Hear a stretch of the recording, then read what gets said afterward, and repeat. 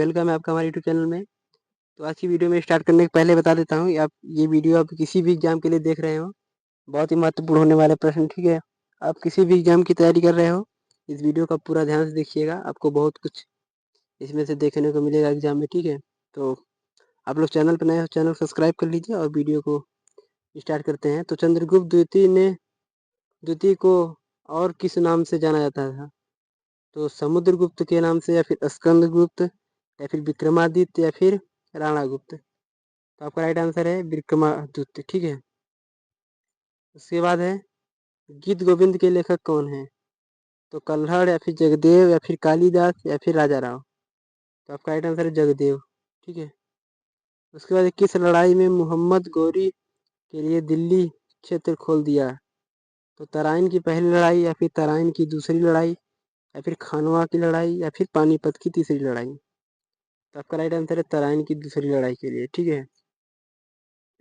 उसके बाद है निम्नलिखित में से कौन सी घटनाएं कालानुक्रम में सही है? तो सविनय अवज्ञा आंदोलन, भारत छोड़ो आंदोलन, और कैबिनेट मिशन प्लान। तो और उसके बाद है कैबिनेट मिशन प्लान, सविनय अवज्ञा आंदोलन और भारत छोड़ो आंदोलन, या फिर भारत छोड़ो आंदोलन, सविनय अवज्ञा आंदोलन और कैबिनेट मिशन प्लान, या फिर सविनय अवज्ञा आंदोलन, कैबिनेट मिशन प्लान, या फिर भारत छोड़ो आंदोलन। तो पहले हुआ था सविनय अवज्ञा आंदोलन, उसके बाद है भारत छोड़ो आंदोलन, उसके बाद कैबिनेट मिशन प्लान। ये तीनों का क्रम सही है, ठीक है। उसके बाद है कथकली किस राज्य का शास्त्रीय नृत्य है? तो कथकली है केरल का, ठीक है। आप लोग तमिलनाडु का बताइए शास्त्रीय नृत्य, ठीक है। तो आपका राइट आंसर है भरतनाट्यम, ठीक है।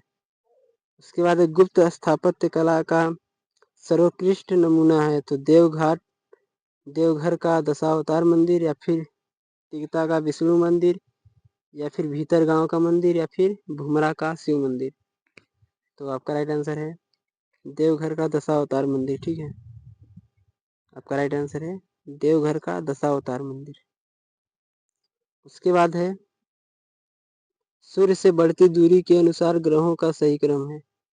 तो बुध, शुक्र, मंगल, पृथ्वी, या फिर बुध, पृथ्वी, मंगल, शुक्र, या फिर बुध, मंगल, पृथ्वी, शुक्र, या फिर बुध, शुक्र, पृथ्वी, मंगल। तो आपका राइट आंसर है बुध और शुक्र, पृथ्वी और मंगल। तो उसके बाद निम्नलिखित में से कौन सा युग्म सुमेलित नहीं है? ठीक है। तो मिस्ट्रल हवा फ्रांस में बहती है, यामो जापान, और खमसिन मिस्र में, और सिरोको जो है ऑस्ट्रेलिया में नहीं बहती, ठीक है।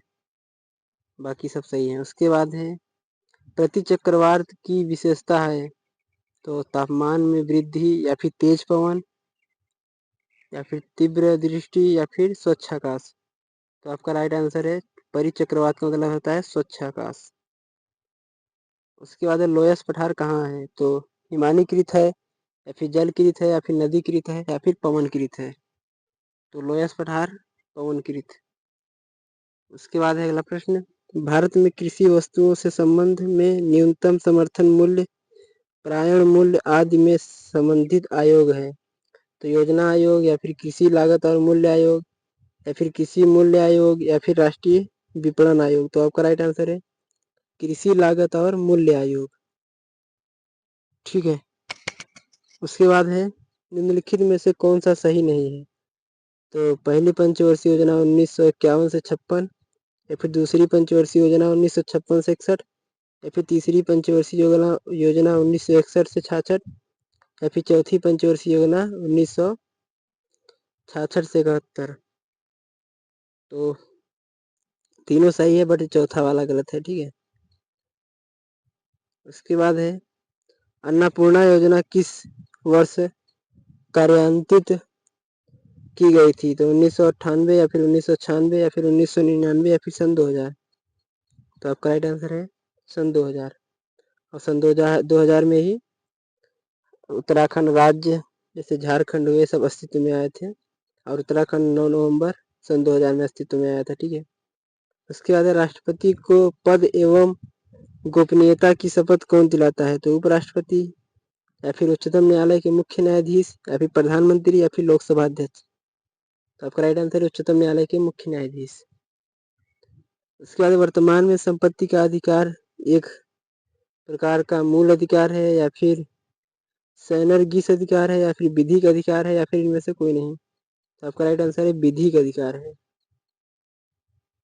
उसके बाद है किस अनुच्छेद द्वारा 18 से 14 वर्ष के बच्चों को शिक्षा का अधिकार मूल अधिकार माना गया है। तो आर्टिकल 20 या फिर आर्टिकल 21 या फिर आर्टिकल 22 या फिर आर्टिकल 21A में। तो आपका राइट आंसर है आर्टिकल 21A में।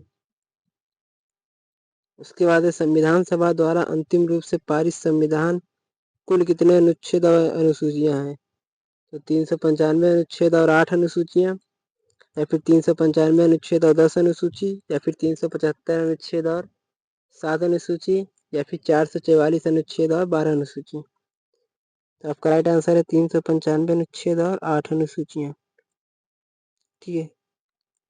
उसके बाद भारतीय संविधान के किस V.R. अम्बेडकर ने किस अनुच्छेद को हृदय और उसकी आत्मा संज्ञा दी है।